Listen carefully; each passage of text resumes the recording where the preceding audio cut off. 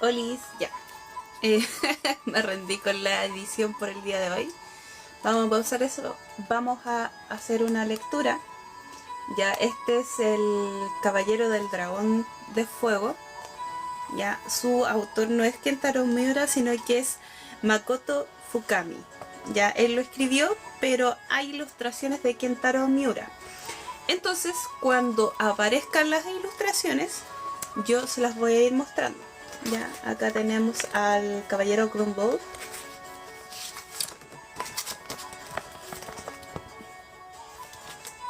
Ya, en quien por supuesto está basado este libro. Hola Foca, ¿cómo andas? Este día no es de ejercicio. Me junté con un par de amigas, entonces por lo tanto no se pudo. Así que esta noche vamos a leer, voy a avanzar con eso. Vamos a aprovechar de crear contenido de lectura. Cuando aparezcan imágenes yo se las voy a ir mostrando para que ustedes puedan disfrutar de las ilustraciones, ¿ya? Entonces, esto dice así: esto podría haber sido una hermosa leyenda. Una valiente doncella se habría ofrecido en sacrificio para poner fin a la tiranía de un cruel dragón. Sin embargo, eso no fue lo que ocurrió en realidad, porque en el mundo real las historias hermosas son la excepción. Antes de lo que vamos a contar aquí se transformará en una leyenda. Empezó siendo la crónica de un mundo arrasado por la guerra, un continente donde la espada y la fuerza bruta eran la máxima autoridad, un mundo donde los inquisidores de la Santa Sede abusaban de su poder para imponer la fe en el Dios único, y en una época en la que se sucedían caóticas guerras en las cuales las grandes naciones se enfrentaban entre sí. Vamos a avanzar con esta cosilla. Aquí ya llegamos al prólogo. Al que venga leyendo, llegando estamos leyendo esto. Así me sirve un poquito para practicar la dicción e ir mejorando todo esto para comunicarme mejor. Prólogo. El cadáver se encontraba en un estado lastimoso, aunque en el pasado debía de haber sido una mujer hermosa. Solo un médico o un soldado acostumbrado a manipular cadáveres habría sido capaces de identificar su sexo en aquel estado. O sea, estaba para la embarrada. Voy a ir comentando igual. Lo siento. La habrían colocado sobre una plataforma en una de las casernas de la guardia que mantenía la paz en la ciudad. Tenía cercenados los brazos, las piernas y la cabeza, con lo que su cuerpo había quedado dividido en 6 pedazos. Frente a él se encontraban 2 hombres. Este cadáver comenzó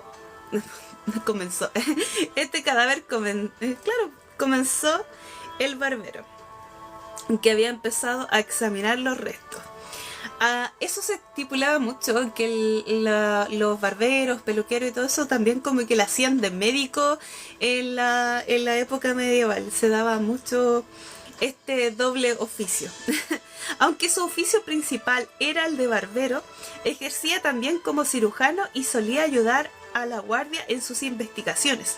En su profesión original estaba acostumbrado a manipular cuchillas afiladas, y el hecho de que fueran más accesibles llevaba a muchos a acudir a los barberos para que les cosieran las heridas antes que los médicos, más caros y en ocasiones incluso más torpes. Como consecuencia, muchos barberos de la ciudad ejercían las 2 profesiones al mismo tiempo. ¿Ven lo que les decía? Estaban en Norrcapiti,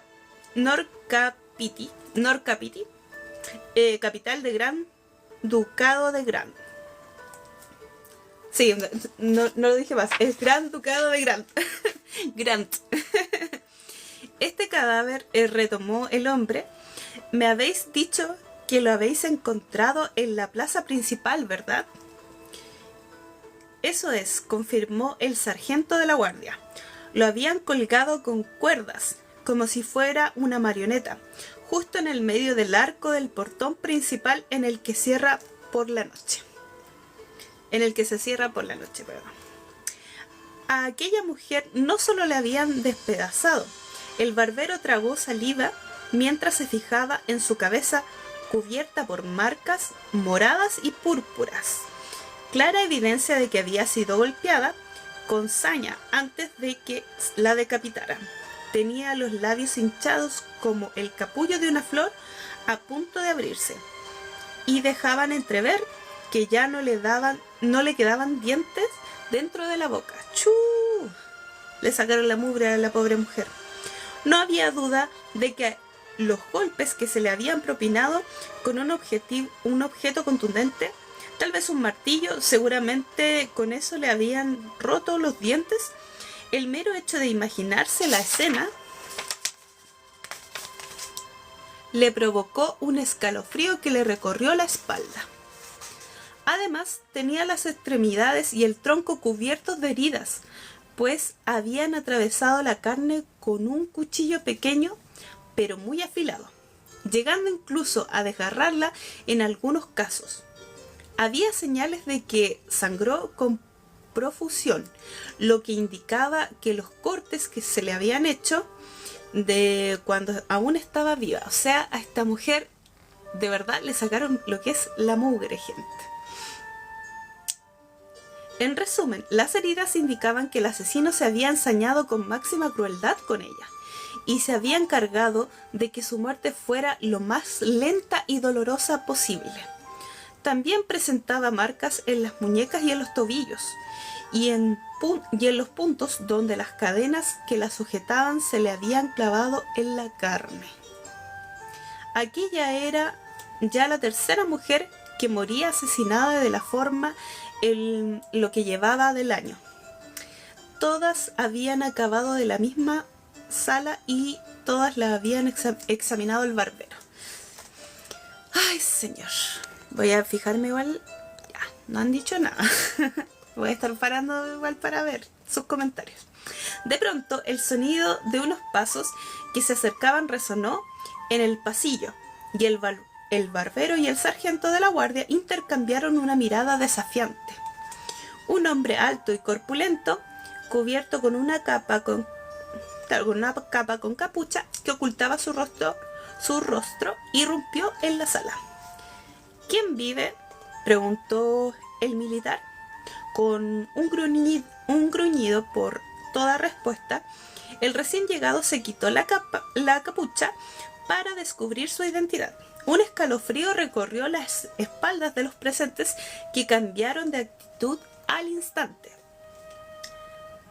Perdónenme, por favor, suplicó el sargento de la guardia, arrodillándose frente al hombre de la capa, que era nada menos que el general Kirsten, comandante al mando de todos los ejércitos de Grant. El ejército ya pasaba de los 60 años y tenía el cabello completamente blanco. Pero su espalda y su cuello, seguían siendo anchos y rectos. La cicatriz de una herida de guerra le atravesaba la cara, estaba así, pasando por encima de sus ojos almendrados y su permanente ceño fruncido, debido con casi total seguridad a haber vivido demasiados años en un entorno tan cruel y estricto como aquel. ¿Entonces había una tercera víctima?, preguntó con voz firme. Sí, señor, respondió el sargento de la guardia tras cuadrarse frente a él. He leído el informe, señor. ¿Qué os parece si dejáis la tarea de encontrar al culpable en manos de este viejo soldado? Perdóneme, el barbero no había pronunciado ni una sola palabra desde que el general entró, pero estaba tan sorprendido como el sargento de la guardia. No niego que todo este asunto está empezando a asustar a la gente de bien de la ciudad, pero seguimos bajo amenaza de un ataque inminente por parte del Imperio Tudor. No podemos permitir que pierda el tiempo con un asunto tan insignificante en comparación, general, protestó el militar. Entiendo tu punto de vista, es solo que... El general suspiró. El informe me ha llamado mucho la atención. Las víctimas no eran unas cualesquiera, a quienes nadie echará de menos, sino 3 de las bellezas más reputadas de la ciudad. Por no mencionar que en cada ocasión ha pasado mucho tiempo entre cada desaparición y la aparición de los cadáveres. Por si fuera poco, la manera que tiene el criminal de colocar los cuerpos a la vista de todo el mundo es... El general dejó de hablar un momento y clavó su intensa mirada en los ojos del sargento de la guardia. Si mi instinto no me engaña, el culpable pertenece a la nobleza. Un gemido brotó al unísono de las gargantas del barbero y del militar. Aquella frase le había bastado para que comprendiese la gravedad de la situación y por qué de la extraña petición de Kirchner. Y en ese caso continuó el viejo general. Por mucho que la guardia quiera investigarlo, se las apañarán para silenciarlo. Todo antes de que podáis llegar a una conclusión. Dejadlo en mis manos. Encargaré la misión a un caballero de alta alcurnia, como ordene, señor. Aunque admito que nada más me gustaría más que verle equivocado con esto. Y aquí recién llegamos al capítulo 1 acá. ¿Qué cosa? ¿Cuándo libros? O sea, tengo varios. Tengo igual varios libros, tengo mangas también. Pero este en específico lo quería releer porque es del universo de Berserk y me gusta mucho. Así que por eso lo quise retomar. Oye, muchas gracias ahí por los likes, Foca. Te pasaste. Un abracito para ti. Ya, vamos a seguir leyendo.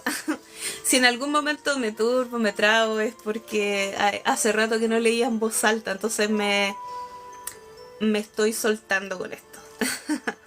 De nada. Ay.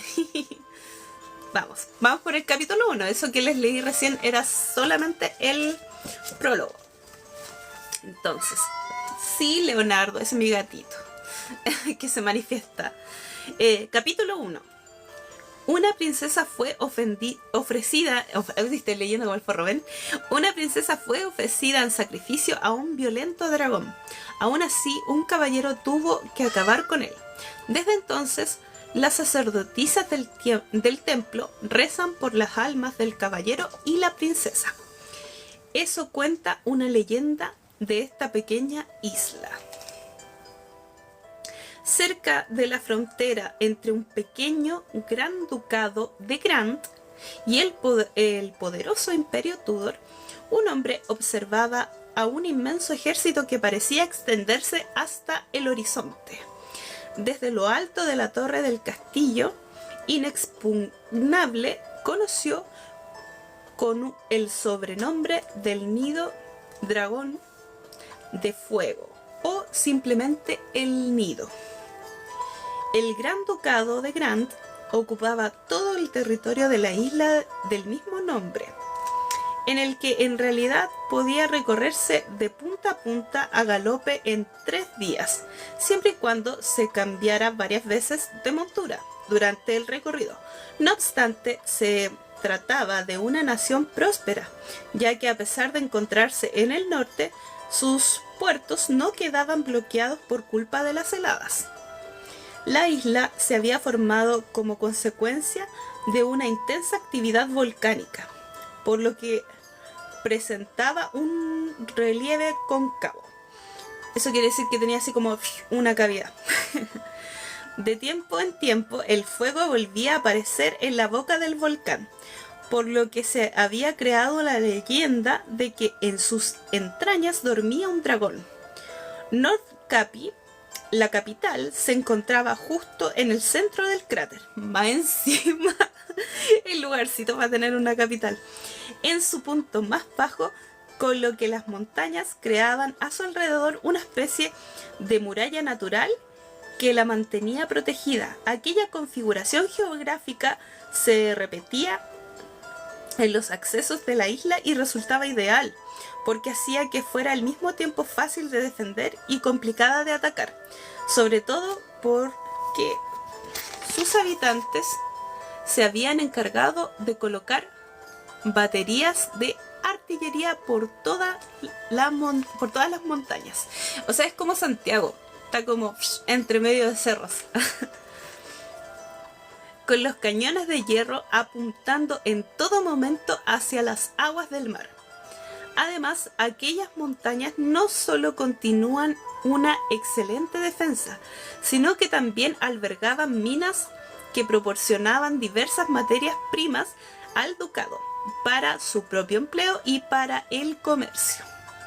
Los navíos mercantes se agolpaban cargados de minerales en las aguas inusualmente cálidas de sus puertos.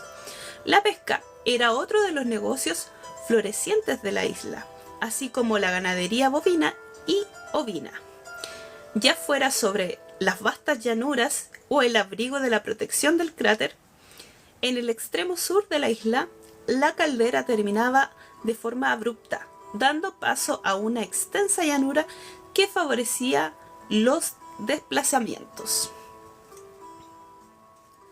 Allí es donde se había instalado el Imperio Tudor, el principal enemigo del Gran Ducado, que se había apoderado de aquel territorio gracias a su apabullante potencia militar, y que había levantado un bastión conocido como Fuerte Chester, unos 14 años antes. Desde entonces el imperio no había dejado de enviar refuerzos y batallones de relevo a Fuerte Chester, pero tenía sin conquistar North Capi.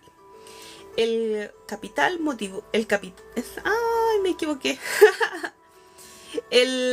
motivo, aunque había muchos que eran principalmente las dificultades del terreno para acceder a la capital. En concreto, las montañas escarpadas que el ejército Tudor se veía obligado a atravesar para ir a North Capi, y desde la llanura que ocupaban. El único paso de aquellas montañas se encontraba defendido por una fortaleza que hasta el momento se había mostrado inexpugnable: el nido del dragón de fuego. La fortaleza tenía una estructura diferente a las que se podían encontrar en el continente. Formaba varios ángulos agudos que facilitaban la visibilidad, de modo que permitían atisbar a tiempo la llegada de las tropas enemigas, así como disparar sobre ellas con facilidad. Y es que habían construido el nido específicamente para poder hacer frente a la artillería de asedio y a las armas arrojadizas. A sus defensores les bastaban unos cuantos cañones y un número decente de buenos arqueros alabarderos para asegurarse de que ningún ejército, por poderoso que fuera, pudiese tomar la fortaleza. Así que ahí le pusieron con todo, ¿ven? La combinación de sus 6 bastiones en punta que miraban a la llanura y el doble muro que la envolvía conformaba una protección casi impenetrable. Aunque era habitual levantar pequeñas ciudades entre la muralla exterior y la interior. En el nido solo habían instalaciones militares para la caballería, la infantería. En su silueta destacaban 2 construcciones de piedra maciza, bastante más altas que el resto: la torre principal y el torreón de defensa. La primera servía como residencia permanente del señor del castillo, y en ella se encontraba la sala de reunión, la armería y los graneros. El torreón se levantaba junto al lado del portón de entrada al castillo, y su función era defensiva, en especial contra los asedios. Además del torreón de defensa, otras 4 torres cada una de los 4 puntos cardinales. Flanqueaban la muralla exterior. No las había construido demasiado altas para evitar que fueran un blanco fácil en caso de ataque con armas arrojadizas, lo que había reducido en mucho la ventaja natural del bastión. Un hombre, Grunberg Alvik, vestía con una pesada armadura. Observaba la situación desde la torre sur. Llevaba 10 años al mando del nido. Hacía 14 que su madre había muerto a manos de los soldados Tudor. Grunberg lo recordaba con la misma claridad que si se hubiera producido el día anterior.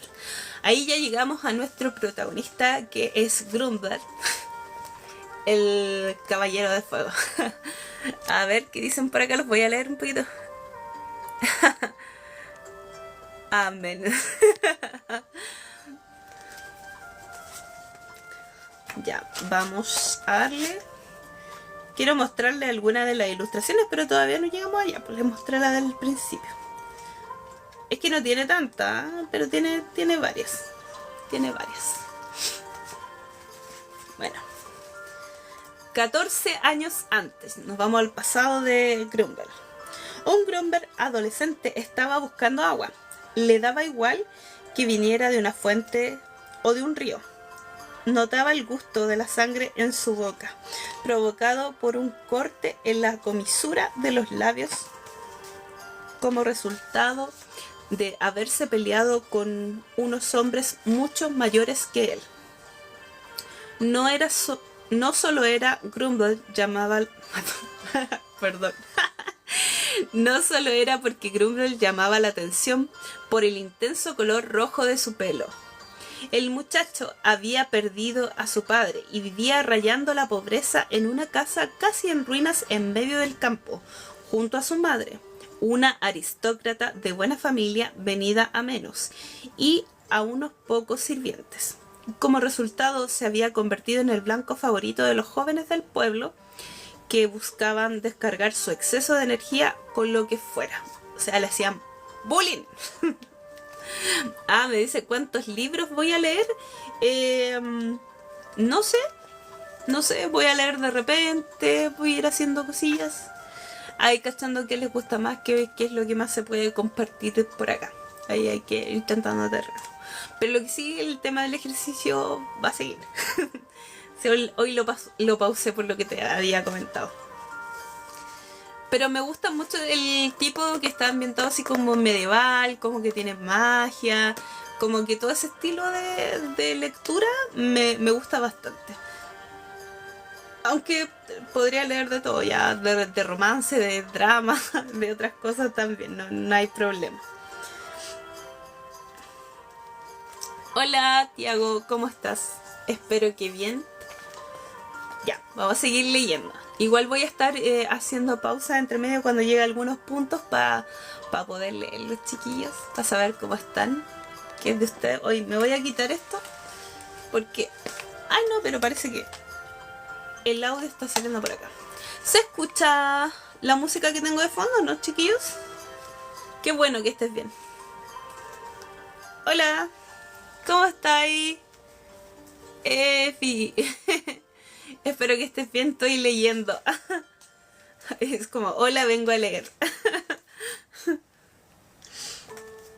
Bueno, aunque acababa de cumplir los 14, Grunberg ya era tan alto y corpulento como un hombre adulto, y jamás había perdido una pelea en la vida.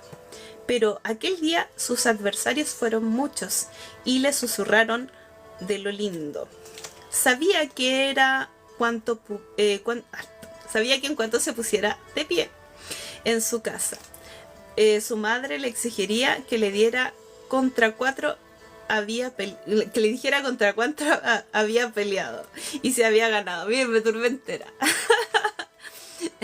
Mañana puedes hacer un live temprano porque tengo que dormir. Ah, sí, pues no, si hoy día fue más tarde por lo que te dije. Pero no hay problema, igual si te tienes que ir, vaya nomás, descanse. O sea, a mí esto igual de hacer el live me sirve porque de repente como que tengo registro, voy creando material para otras redes, así que vaya nomás. Por último, después si quieres saber más o dónde queda el material, yo te aviso. Ahí me mando un mensajito o te voy contando en otro live, así que no te preocupes, no hay problema. Así que Foca, si tiene que descansar, vaya, aproveche. Uy, no me había fijado en la hora.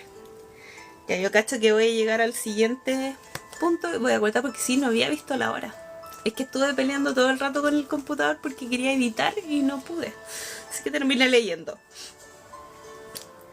Su madre se llamaba Eufemia y provenía de la orgullosa estirpe norteña conocida como los cazadores del mar. Así educaba a Grumble, con mano dura y disciplinada, casi militar, tratando de compensar la ausencia de su padre, que había muerto en combate. Incluso se había ocupado de enseñarle ella misma a pelear con la espada. Insistía una y otra vez en que, si llevaba una vida indigna, jamás lo aceptarían en el banquete de los dioses, donde lo estaba esperando su padre. Si bien la doctrina impuesta por la Santa Sede insistía en que solo las buenas personas podían llegar al paraíso, en aquella pequeña isla de tradiciones norteñas seguían creyendo que solo los héroes de guerra podían ser recibidos por los dioses en un banquete eterno. Aunque por aquel entonces ya solo los sacerdotes paganos y algún excéntrico que otro representaban a rajatabla aquellas creencias. Grumble era uno de ellos. A los 14 años ya vivía pensando siempre en cómo sería su muerte. Pero en aquel momento el chico solo quería enjuagarse la boca y limpiarse un poco las heridas para sentirse mejor, o al menos quitarse la mayor parte de sangre de encima. Si su madre lo veía llegar en aquel estado, iba a caerle encima con toda su furia. O sea, más encima, aparte que le pegaran, su mamá le iba a dar así, pa, pa, le iba a hacer, psh, tenga. Grumble, ese de ahí, preguntó de pronto una voz.